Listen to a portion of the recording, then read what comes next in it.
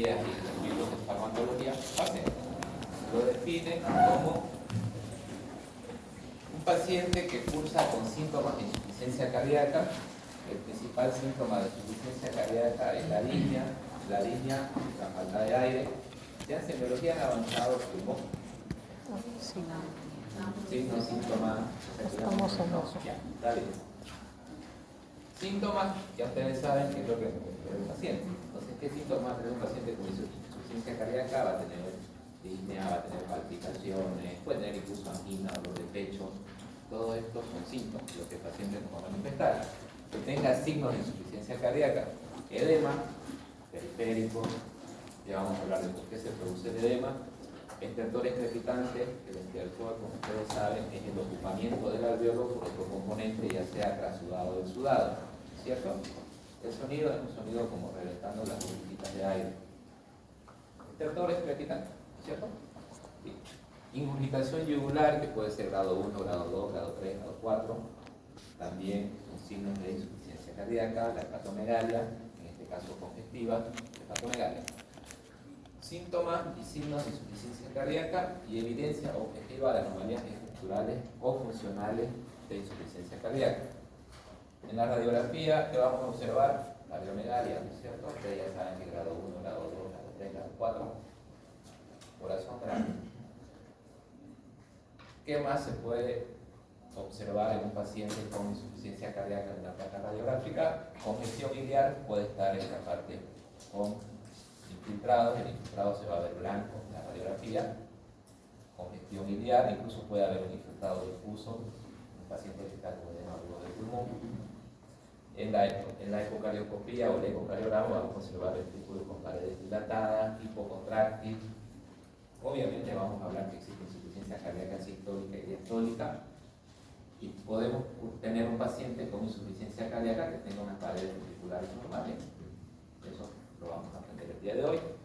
Y en el electrocardiograma podemos observar múltiples anomalías. Podemos ver sobrecarga del ventrículo derecho. ¿Ya han avanzado el electro? El año pasado. Bueno, cuando hay una sobrecarga del ventrículo derecho, por ejemplo, nosotros vemos una progresión rápida de la onda R. Lo normal, si ustedes se acuerdan, era que la onda R, esta pequeñita, vaya haciéndose más grande y más grande, ¿no es cierto? Cuando el ventrículo derecho está sobrecargado, directo a la onda R aparece grande.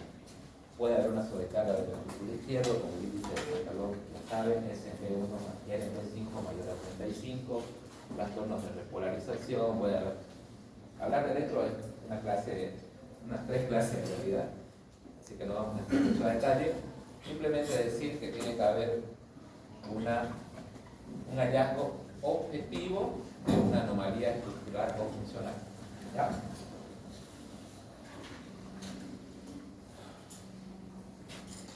La insuficiencia cardíaca sistólica son signos y síntomas de un paciente que tiene un corazón dilatado, independientemente del mecanismo, ya sea una cardiopatía isquémica, ya sea una valvulopatía. Aquí, por ejemplo, menciona un tercer ruido. Ahorita vamos a explicar por qué ocurre el tercer ruido. Y la principal característica de la insuficiencia cardíaca sistólica es que va a tener una fracción de eyección reducida. La fracción de eyección es el porcentaje que expulsa de sangre al corazón en cada latido dividido por el volumen sistólico final. Porcentaje que expulsa de sangre en cada latido del ventrículo. Tenemos ahí. Lo normal en un adulto es de 45 a 55. Entonces, la insuficiencia cardíaca sistólica nos dice que son signos y síntomas de un paciente que tenga un corazón dilatado, que tenga paredes delgaditas y que tenga una fracción de eyección reducida, independientemente de su fisiopatología, ya sea una estenosis aórtica, un infarto de miocardio. Al final, todos los mecanismos de compensación, la etapa final es la cardiopatía dilatada. ¿Ya? Por ejemplo, el tercer ruido que mencionaba anteriormente dentro de los hallazgos estructurales o funcionales, en el llenado rápido del ventrículo, si ustedes se acuerdan, que es los 2 primeros tercios de la diástole, al llenarse de forma rápida y estas paredes ser delgadas generan un ruido, y eso prácticamente es el tercer ruido, pero que el llenado rápido ya no es como funciona. ¿Ya? Característico de la insuficiencia cardíaca sistólica. Algunos lo distinguen, otros no lo distinguen. Yo prefiero hacer un eco y ahí le doy a las paredes delgadas y poco contráctil y ya sé que está con insuficiencia cardíaca sistólica. La insuficiencia cardíaca sistólica nos menciona que la sangre no puede ser expulsada. Y vamos a imaginar que está la aorta. Aquí. Entonces, al no haber una buena contracción del ventrículo, no existe una buena expulsión del mismo y va a haber un acúmulo de sangre. Ese acúmulo de sangre, como ustedes ya lo han de haber leído, aumenta la presión diastólica final del ventrículo izquierdo y de forma retrógrada, o sea que si aquí se acumula la sangre, acá tenemos la circulación pulmonar, también va a haber un aumento de la presión capilar pulmonar. Es por eso que un paciente que tenga insuficiencia cardíaca sistólica, les vamos a explicar la diastólica, va a tener signos y síntomas de insuficiencia respiratoria. El ventrículo no se contrae de forma adecuada, ya no tenemos el mecanismo de compensación que ustedes leyeron en fisiología, ya no se cumple la ley de planetal, ni de corazón, ni condiciones fisiológicas normales, donde a toda la sangre que le llega. En este caso ya ese mecanismo de compensación ya no se cumple, existe una reducción del volumen latido, la sangre no puede ser expulsada, aumenta la presión diastólica final, el volumen diastólico final, y el flujo se hace retrógrado y aumenta la presión capilar pulmonar, y el paciente va a tener disnea, va a tener crépito, va a tener ingurgitación tubular, dependiendo si es falla cardíaca derecha o izquierda, vamos a explicar eso. Pero partamos desde que la insuficiencia cardíaca sistólica es un ventrículo delgado y poco contráctil, que no va a expulsar el volumen sanguíneo normal, va a haber un flujo retrógrado y congestión pulmonar. ¿Ya? Entonces, esto que va a ocasionar signos y síntomas de congestión pulmonar si hablamos de falla cardíaca izquierda, ¿no es cierto?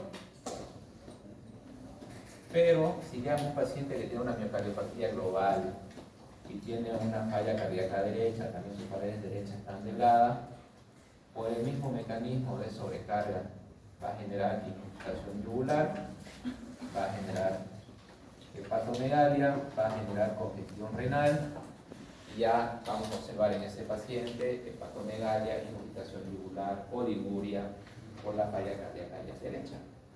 Incluso podemos tener pacientes que hagan solo falla cardíaca derecha y no falla cardíaca izquierda. ¿Qué ejemplos conocen ustedes? De un paciente que solo haga falla cardíaca derecha. Ahorita ya entendieron, ¿no? Que tenemos falla cardíaca izquierda y se va a hacer signos y síntomas de congestión pulmonar y disnea. Pero podemos tener un paciente que haga falla cardíaca derecha. La falla cardíaca izquierda casi siempre lleva una falla cardíaca derecha. Falla cardíaca global. Si es una falla cardíaca izquierda, congestión pulmonar; si es una falla cardíaca derecha, congestión sistémica. Lo vamos a ver enfatizado, con hepatomegalia, ya con falla hepática, falla renal. Entonces, eso es lo normal. Pero les puede llegar también un paciente que tenga solo falla cardíaca derecha. O sea, aumenta el retorno venoso y... Causa. Puede haber falla cardíaca derecha aguda y crónica. ¿Podría ser sepsis? La sepsis generalmente te produce, la miocardiopatía séptica te produce una falla cardíaca global, más que todo izquierda. Ejemplo, ¿qué paciente te puede tener una falla cardíaca derecha aguda? Un paciente con un tromboembolismo pulmonar. ¿Qué pasa? En un coágulo tapa aquí, aumenta la poscarga del ventrículo derecho y el paciente va a hacer una falla cardíaca derecha aguda. Si hacemos una ecografía, nosotros vamos a ver que el ventrículo derecho se contrae menos y el ventrículo izquierdo está normal. Entonces, ese hace una falla cardíaca derecha aguda. ¿Cuál es el problema? Que esa falla cardíaca derecha aguda, como se llena tanto el ventrículo, lo desplaza el septo y también le hace falla cardíaca izquierda. Pero usted lo evidencia en el ventrículo izquierdo, está normal. El problema es el ventrículo derecho, falla cardíaca aguda derecha. Otro ejemplo de falla cardíaca aguda derecha, un infarto de coronaria derecha. Ustedes en el detector lo van a ver en la cara inferior. Se infartó la coronaria derecha y pum, el paciente va a hacer falla cardíaca derecha.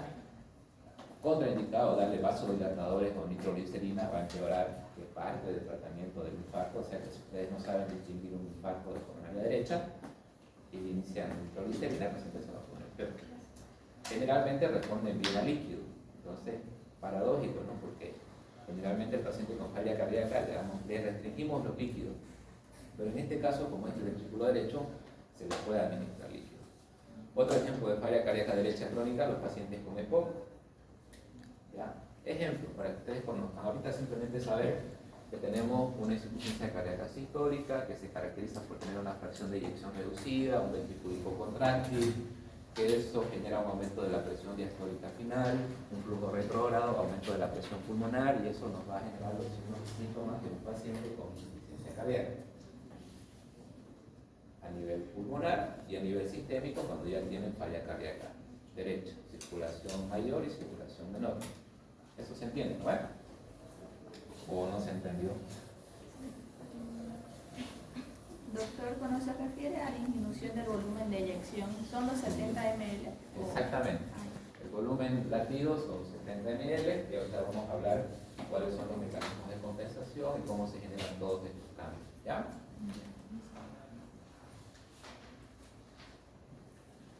Entonces, se menciona que la cardiopatía isquémica es responsable del 70% de la insuficiencia cardíaca. Generalmente estos pacientes tienen comorbilidades como ser diabéticos o hipertensos. El 40% de los pacientes con insuficiencia cardíaca tienen una fracción de eyección normal. O sea, que ustedes pueden tener un paciente que tiene edema agudo de pulmón, le hacen o le piden un ecocardiograma para ver cuál es la causa y el ecocardiograma le dice fracción de eyección normal. Y el paciente está en insuficiencia cardíaca, tiene dolores palpitantes, tiene disnea, no ha hecho fiebre, no tiene leucocitosis para pensar en algo infeccioso. Entonces, ahí les informa septo engrosado, miocardiopatía hipertrófica. Entonces, ese es un paciente que tiene una insuficiencia cardíaca diastólica. Generalmente ocurre en pacientes que son hipertensos. Por mecanismo de compensación, el ventrículo se va hipertrofiando, entonces esos pacientes cursan con insuficiencia cardíaca diastólica. ¿Cuál es el problema? El ventrículo no está dilatado, como menciona acá, pero no tenemos ese mecanismo de relajación. El ventrículo, al estar tan hipertrófico, ya no se relaja, no hay un buen llenado diastólico y por lo tanto no tenemos un buen volumen sistólico.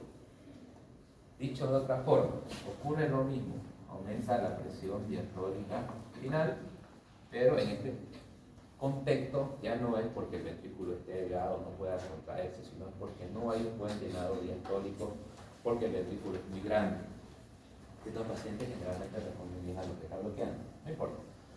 Insuficiencia cardíaca diastólica, el corazón no está dilatado, hay una alteración de la distensibilidad, no tenemos una buena relajación, o sea que no hay un buen llenado diastólico, y ese llenado diastólico que está alterado nos va a llevar a la misma situación que ocurría con la insuficiencia cardíaca sistólica: aumento de la presión diastólica final, aumento del volumen dentro del ventrículo.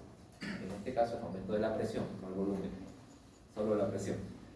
Ese aumento de presión aumenta la presión capilar y va a dar los mismos signos y síntomas: edema agudo de pulmón, si ustedes quieren. ¿Ya? Entonces, insuficiencia cardíaca sistólica, insuficiencia cardíaca diastólica, o insuficiencia cardíaca con fracción de eyección disminuida, insuficiencia cardíaca con fracción de eyección conservada. ¿Ya? Al final igual evoluciona una insuficiencia cardíaca sistólica si no está bien manejada.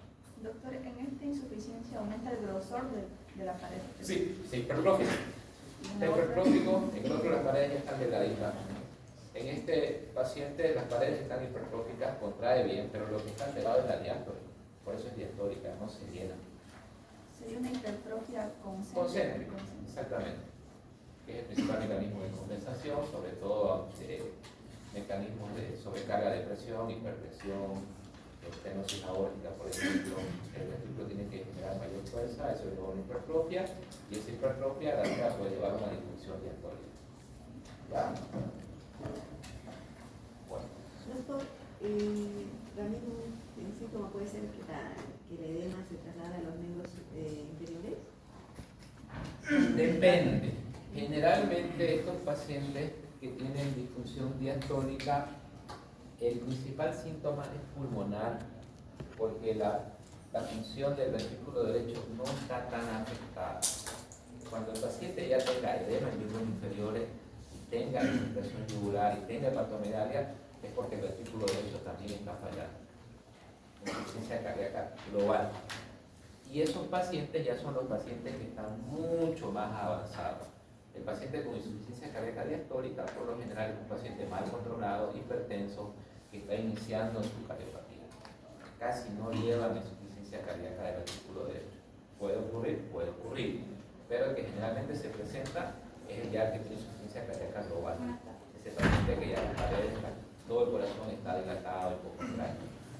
¿Ya? Es bueno que lo entiendan. Sí. Ahora,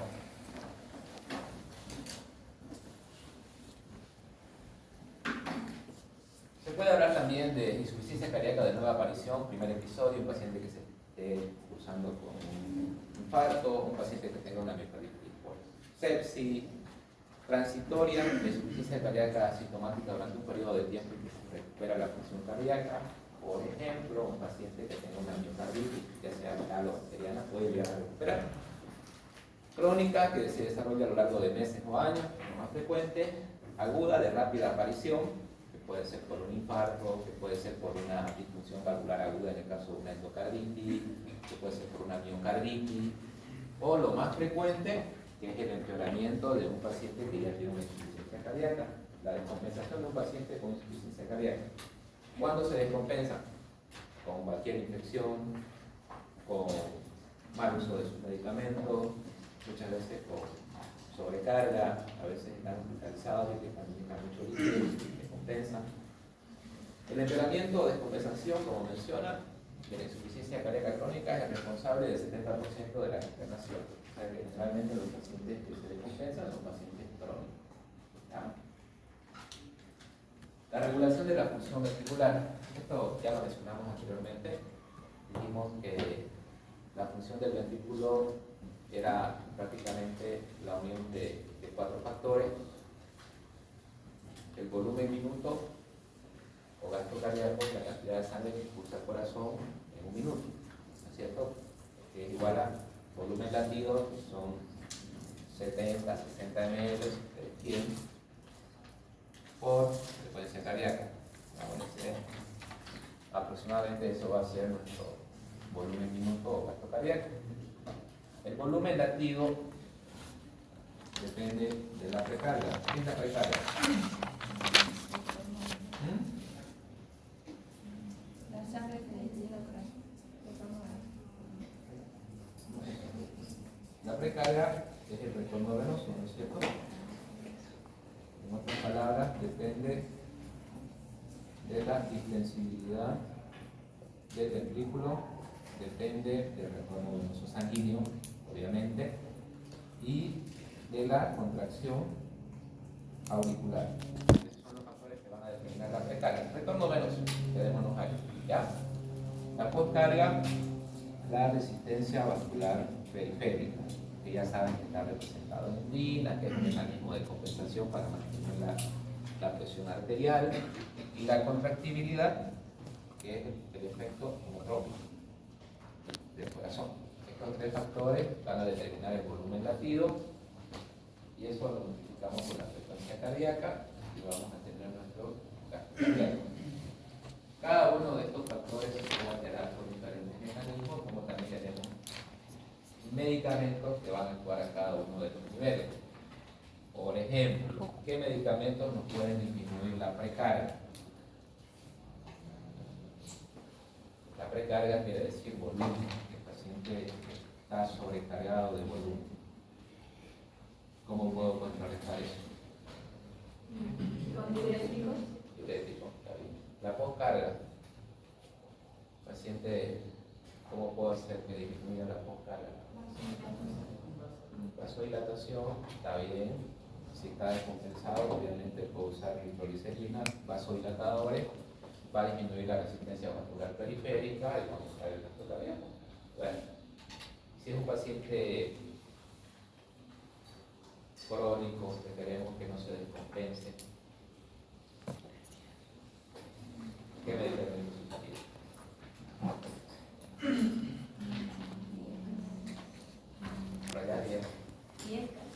Bloquean, ¿no es cierto? Bloquean el sistema de angiotensina de aldosterona, también bloquean la actividad simpática y de cierta forma van a disminuir la búsqueda. En un paciente crónico compensado, en uno que está descompensado, ya estamos mejor que seguir. La contractilidad, que es la clase del día de hoy, son los medicamentos que nos van a aumentar la presión cardíaca. Otro tipo. Tenemos la iloxina, se puede dar el nombre de la levosimendan,